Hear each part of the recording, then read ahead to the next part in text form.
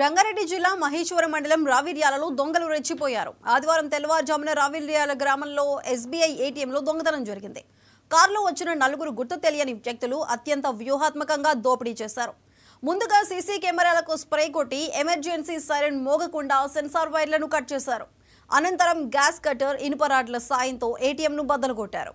ఆ తర్వాత కేవలం 4 నిమిషాల్లోనే ఏటీఎం నుంచి డబ్బును తీసుకొని పారిపోయారు. 2 రోజుల క్రితం మాత్రమే ఏటీఎంలో 30 లక్షలు నిక్షిప్తం చేసినట్లు బ్యాంక్ మేనేజర్ తెలిపారు.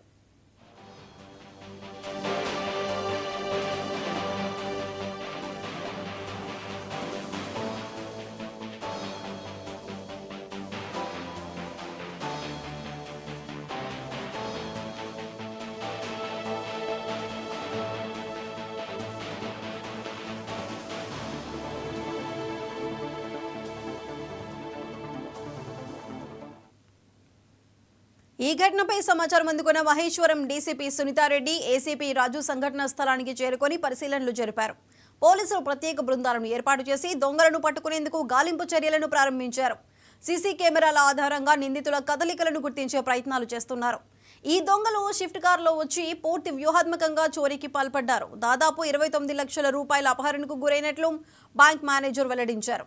పోలీసులు దొంగలను త్వరగా పట్టుకుని దొంగతనం జరిగిన డబ్బును రికవరీ చేస్తారని స్థానికులు ఆశిస్తున్నారు.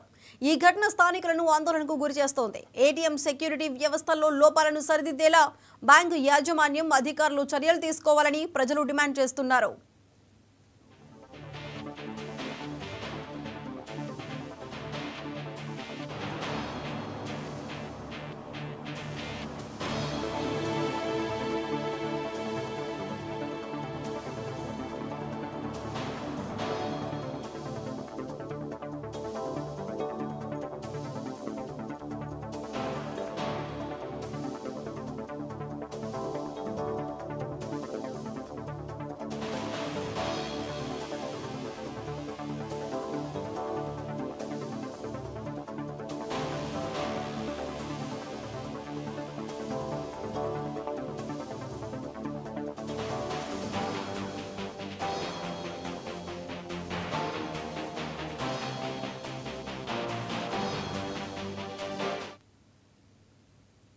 ప్రధానమంత్రి గ్రామ సడక్ యోజన 3వ దశలో భాగంగా 223 కోట్లు